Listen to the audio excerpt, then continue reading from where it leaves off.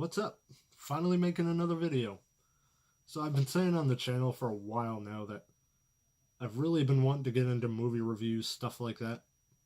And I think I was mainly waiting for a new camera, which I have now, so no more excuses. We'll see how the audio is. Hopefully it's not too bad. I may have to get another mic. But anyway, yeah, I figured top 10 would be the best place to start.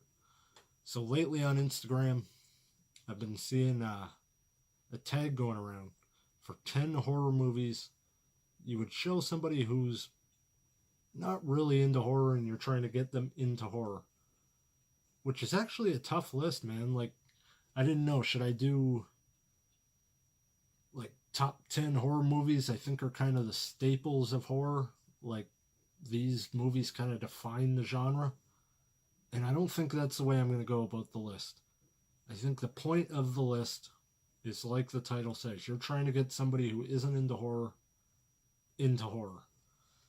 So the way I tried to do that was I went very mainstream. If it's somebody who isn't into horror, you're not going to be like, welcome to horror, here's a trauma film. You're going to really want to do kind of the mainstream stuff first. That's how we all got into horror. And that's how others would probably get into it too. So it's going to be really mainstream stuff. There's not going to be anything too, hidden gemmy here. I think I'll do another video for that. I'm even going to recommend some remakes, which I don't normally do. But again, I'm really trying to consider like a modern audience here. And unfortunately, I think most modern audiences are going to prefer remakes. I'll mention those when I get to them. So, yeah, I tried to make the list. I tried to hit every subgenre. Horror has more subgenres than anything else. You got possession movies, paranormal movies, creature features. I'm forgetting a bunch, but you get the idea. So I tried to hit a bunch of different subgenres here, and I tried to get stuff that I felt like you kind of had to see. Let's get on with the list. Here's Johnny! Coming to get you, Barbara. Here. Kill her, Mommy. Your suffering will be legendary, even in hell. Oh, Christ compels you! We all go a little mad sometimes. A true classic never goes out of style. Number 10. Alright, so I should point out first, these movies aren't going to be in any particular order. This isn't a top 10, like, worst to best type of thing. It's just, here's 10 movies, go watch them. Alright, so like I said, we're going to be hitting a bunch of different subgenres here. And the first one is going to be a paranormal haunted house movie. And we got Amityville Horror. So this is one where I'm not going to recommend the remake over the original. Watch the original. The remake, it's one of those movies where it's literally a line for line, shot for shot, almost identical to the original in every way. The reason why the original is better, and it's going to sound weird, but it's lower quality.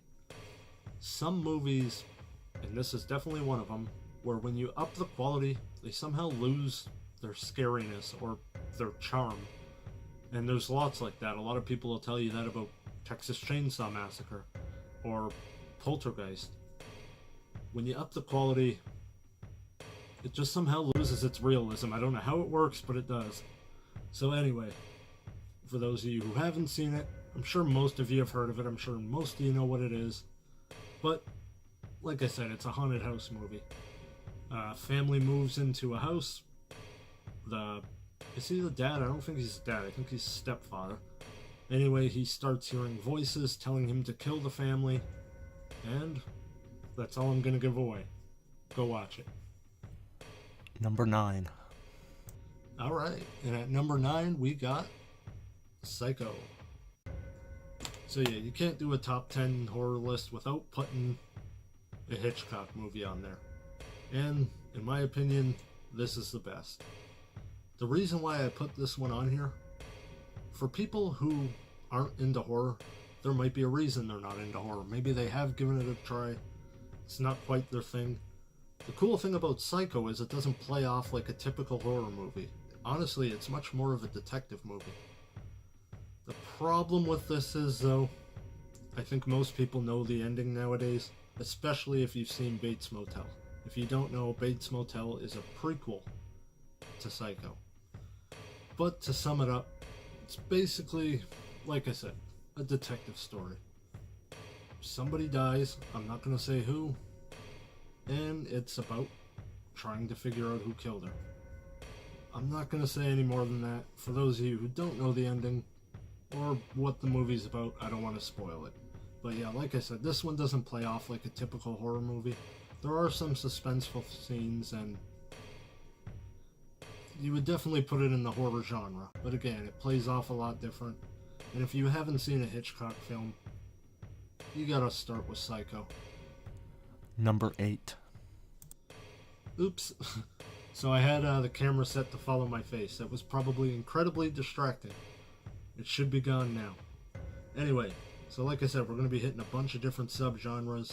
So far we got a haunted house. We got more of a crime, suspense, thriller type movie. Now we're going to get into monster movies. And we're going to start off with werewolves, with An American Werewolf in London. So the reason why I'm choosing that one is, honestly, there's not many werewolf movies I like. I like The Wolfman, the original, but I have a different Universal classic to suggest. I didn't want to put two, so we went with this one. This one has a bit more comedy to it, which I think is good. I think anybody first getting into horror, a little bit more comedy to it, a little bit more light tone to it, is probably the better way to go. I actually haven't seen this in a couple of years, so I can't say too much about it, but it's an awesome movie. You should check it out. Number 7. Alright, coming in next on the list. Like I said, we had a Universal monster movie coming up, and I chose Frankenstein. So everybody knows the story of Frankenstein. A doctor digs up a bunch of graves, picks and chooses a few body parts, stitches them together, brings a monster to life.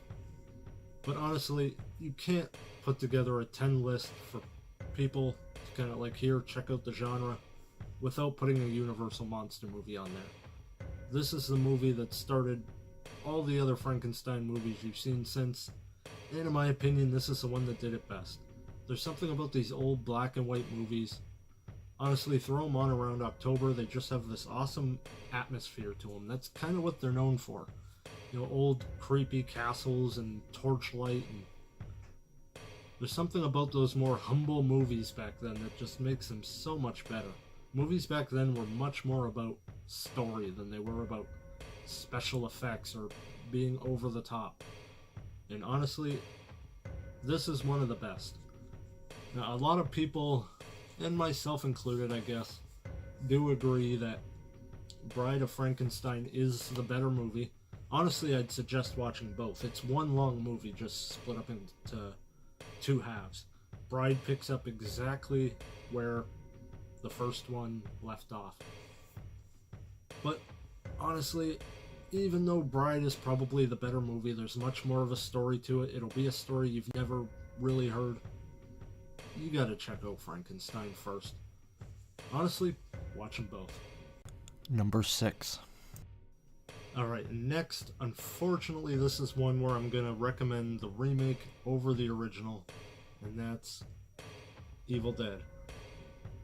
Honestly, if you're at the point where you've been watching horror movies a while, you consider yourself a horror fan, you probably should watch the original. Honestly, the original is probably I don't want to say a better movie. I think they're both good in different ways, but it's a more enjoyable movie. And honestly, you got a bunch of sequels and stuff to go along with it. So, if you're really getting into horror, I would say go with the originals. But if you're somebody who's fresh to horror, go with the remake. And the reason is, the effects are better. Now, with a lot of horror fans, we kind of like bad effects. We like when things are a little campy, when things are a little off, right? Like not quite as polished, I guess. But with modern audiences, I really don't think that's the case. I've shown both of these to my wife. She can't stand the original, so I'm kind of going off of her. So that's why I'm recommending the remake. And honestly, it feels weird to do so because the originals are just considered like staples of horror. And honestly, they're both good. This is one where I think the remake is awesome. In fact, on Instagram not long ago, I asked people which one they thought was better, and if I remember right, it was actually really close. It basically comes down to most horror fans are going to go with the original. This is an iconic staple of horror. But honestly, the remake is probably the better movie. Basically, just to give you a quick summary of what it's about. A bunch of teens go to a cabin. They read from a book they find there called the Necronomicon, or the Book of the Dead. They summon some demons, shit happens. Honestly, awesome movie, and I really suggest watching them both. Honestly, I would watch the whole freaking series, including the TV show, which just wrapped up not long ago. But, like I said, the remake is probably the better movie, and I have no doubt modern audiences will prefer that one. So that's why I'm suggesting The Evil Dead. Number 5. Alright, and next on the list we got The Exorcist. I'm not going to say too much about this one because chances are you've heard of it, even if you haven't seen it. To sum it up, a young girl is possessed by a demon. 2 priests are sent in to exorcise the demon. The reason why I chose this, well, one, like I said, I wanted to hit a bunch of different subgenres. We have a possession movie. I also wanted to hit a bunch of different decades. So far we've done, 60s, 30s, this is 70s. So yeah, and honestly, if you're getting into horror, Exorcist is definitely one of those movies you should see. And a lot of people put it on top 10 scariest movies of all time. I don't know about that, but nonetheless, it's a hell of a movie, and this is easily in my top 10 favorite horror movies, like a lot of these are actually. So yeah, check it out. Number 4. Alright, next on the list we have The Shining. So I already did a paranormal type movie, but honestly, I foresee a lot of Stephen King remakes coming up. We already had It, we got Pet Sematary coming out in April. So, yeah, I really wanted to get a Stephen King movie on the list. And in my opinion, this is the best. So there's not too much to say about this movie. It actually kind of plays off very similar to how Amityville plays out, where instead of hearing voices, the lead actor in this one is actually talking to ghosts. He's slowly going crazy. He's told to hurt his family. So it plays out very much the same. The big difference is the location. One is in a new house. One is in a hotel where he is caretaking for the winter, since the hotel closes down to all guests during the winter. So him and his family are trapped there. They're snowed in. There's no roads basically in or out of there all winter. So yeah, check it out. Number 3. Alright, so next we have The Fly. Again, I'm going to recommend the remake over the original. This one was actually the one I struggled with most if I should put on the list or not. And in the end I decided to, because it stands out quite a bit from the other ones. This is going to give you another taste of, a different type of horror. This one is much more of like a sci-fi horror. So to sum it up really quick, a scientist invents a way to teleport. Basically, you stand in one chamber here, you get teleported to a chamber over here. While testing it, a fly gets in with him. When he's teleported to the other chamber, him and the fly's DNA is merged, and you're slowly seeing this guy turn into a fly over the course of the movie. I know that sounds really weird. I remember the first time I saw this, it sounded so weird, and I was hearing it praised so much that I had to freaking check it out. and it's awesome. So the main reason I'm recommending this, well, like I said, it is different. So if the other movies didn't quite do it for you, maybe this one will. And it's a really good example of practical effects in horror. And I really felt like I had to kind of show a movie that showed practical effects at their best. Honestly, I don't hate CG as much as a lot of people do. I shouldn't say that, I'm not a big fan. But it can be fine if it's sort of enhancing something. But when you got like a living, breathing creature completely CG from head to toe, it's never going to be believable. It's maybe a few years, but as of right now, you can tell. And that's why I prefer practical effects. You know what you're looking at on screen is something that's physically in front of the camera. There isn't anything being added later through a computer. This isn't, you know, somebody talking to a green stick or something. It's actually in front of the camera. And when it's done well, like in this movie, it's freaking awesome. It's disgusting. Like I said, it's awesome. So I really wanted to get this one on here just for those two reasons. Three reasons. One, it's an awesome movie.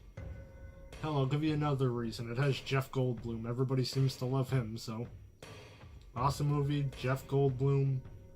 It's a lot different than the other stuff on the list. It's more sci-fi, and it's an awesome taste of how awesome practical effects are.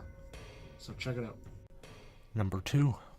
Alright, so next on the list, I really wanted to get a zombie movie on here, and I had a really tough time with this one because I wanted to choose Night of the Living Dead. Honestly, one of my top 5 favorite horror movies. But I ended up going with the Dawn of the Dead remake, so not even the original. And the reason why I'm doing this, Night of the Living Dead is awesome, in my opinion, but I'm really thinking about modern audiences here. Night of the Living Dead isn't very action-packed. It's pretty slow, and honestly, you don't have too much zombie action. This movie is less about zombies and more about kind of just how people would act in that situation. You take a bunch of strangers, lock them in a house together with something crazy going on with their lives on the line. How would they act? That's much more what Night of the Living Dead's about. It's not very action-packed. It's kind of a slower movie. I love it, but one thing I kind of notice about modern audiences, they don't seem to like the slower movies. They need stuff constantly happening. And honestly, the Dawn of the Dead remake is probably the best place to go for that. This one is much more action-packed, much more gory, much more in your face, and it's an awesome movie. I'm not downplaying it by any means. I'm not saying it's shit. It's a great movie, and honestly, it's sort of the same idea as Night of the Living Dead, just instead of a bunch of strangers being trapped in a farmhouse, they're trapped in a mall. And yeah, just like I said, this one's much more action-packed. You know, there's constantly stuff happening. You always feel like these guys' lives are, you know, on the line. You feel the danger. You see the danger. Night of the Living Dead, the zombies were very kind of slow and clumsy. This is the first movie that did running zombies. So yeah, this one is much more action-packed, and it's an awesome fucking movie. I was probably talking a lot like I don't like it, but honestly, it's probably my second favorite horror movie second favorite zombie movie after Night of the Living Dead. So, if you haven't seen this one yet, this is a badass zombie movie. Check it out. But, check out Night of the Living Dead, see how you feel about that one. Number 1. Alright, and lastly, I'm gonna cheat a little bit. Any 80s slasher movie. Well, Michael Myers and Leatherface are technically 70s, but whatever. Any of the slasher movies from late 70s through early 80s. You got Leatherface, you got Jason, Freddy, Michael, and others. You got Chucky. If you consider Pinhead a slasher, you got Hellraiser. And there's a couple more. I'm not going to talk about every one of them because that would take too long, but with Texas Chainsaw Massacre, I would also recommend the remake. Honestly, I prefer the original, but this is another instance where I think modern audiences might prefer the remake. The quality on the original is pretty poor. That's what a lot of people like about it, though. It kind of comes off much more realistic. It has this grainy, like... If you were growing up around the time I was, through the 90s, and you would watch documentaries and stuff in science class, they were usually always filmed in, like, you know, the 70s or 80s, and they were this really poor quality. And that's literally almost identical quality to Chainsaw Massacre. It's got this sort of grainy, washed out look to it, and that just makes it feel a little more real. But I don't know how modern audiences are going to feel about that. The acting can be very kind of campy and over the top too. With the remake, honestly, the remake's a badass movie. R. Lee Ermey in it, who plays Sheriff Hoyt, I believe, is probably one of the best characters in any Chainsaw movie ever. That one scene in the van with the gun, once you see it, you'll know what I mean. Awesome fucking scene. This is honestly a great movie. So, it's up to you which one you want to check out. Watch them both, honestly. Decide for yourself. Do you prefer the original or the remake? And like I said, just if I had to suggest just one 80s slasher for the modern audience, I guess I would go with Nightmare on Elm Street. Personally, my favorite is Jason. But a lot of people I talk to tend to prefer this one, and I could see why. It's awesome. So yeah, if you don't know what it's about, a guy haunts and can kill you in your dreams, just to very briefly sum it up. So, that's it. That's the top 10 movies I would show somebody to try to get them into horror. And I think we covered a pretty wide spectrum, which was the goal. We got sci-fi, paranormal, Stephen King, we got movies from the 30s, the 60s, 70s, 80s. We got slashers. We kind of covered a very wide spectrum, and that's what I wanted to do. I wanted people to see a bunch of different things before watching. I think the best way to explain this is, a little while ago I was talking to my buddy saying how I didn't really like action movies. They're all the same to me, just explosions and blah blah blah. And he was saying that all horror movies are the same to him. And it was like, well, no shit. When all you're watching is kind of the stuff that's being released now, like 28 Conjuring movies and Insidious movies, they're basically all the same thing. Hell, they were even all made by the same guy, James Wan. Well, I don't know if he made the last couple Conjuring movies. But anyway, of course, all horror is going to seem the same when that's all you're watching is kind of what's being thrown out there. So yeah, I wanted to show that, you know, horror has more subgenres than any other genre out there. If you're not into those paranormal, Conjuring type movies, maybe you'll like sci-fi horror, maybe you'll like slashers, or with Psycho you got the more thriller, mystery, suspense thing.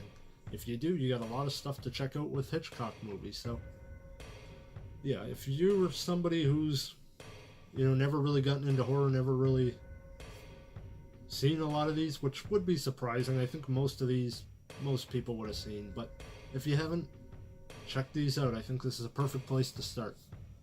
And yeah, hopefully I'll see you guys soon with another probably top 10 video again. Later.